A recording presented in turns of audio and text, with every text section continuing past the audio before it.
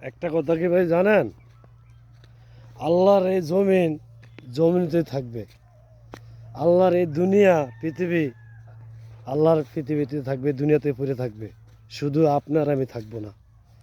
তো কেন আমরা আমাদের কিসের অহংকার, কিসের বাহাদুরি, আমরা কি নিয়ে বাহাদুরি করি?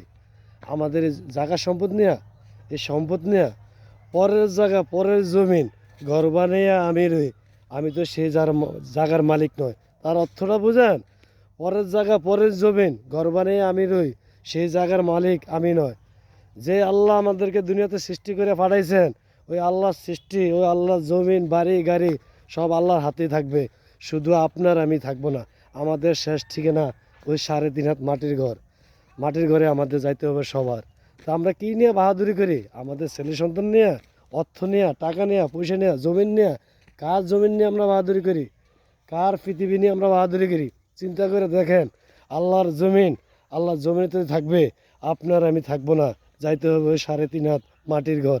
এটাই আমাদের বাস্তবতা ঘর। ওই ঘরে আমাদের সবারই যাইতে হবে একদিন, আগে আর পরে। আমরা কেউ থাকবো না এই দুনিয়াতে। আমরা বাহাদুরি না করে আল্লাহর জমিন আল্লাহর জমিনের কাছে থাকবে, আল্লাহর সম্পদ আল্লাহর কাছে থাকবে।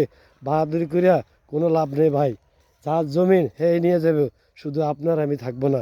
আল্লাহর সৃষ্টি, আল্লাহর জমিন, আল্লাহর জমি বাড়ি গাড়ি, আমরা হইলাম আল্লাহর গোলাম। এই আমরা পৃথিবীতে কদিন থাকবো? একদিন আগের পরে আপনি আমি সবাই চলে যাব, কেউ থাকবে না এই পৃথিবীতে।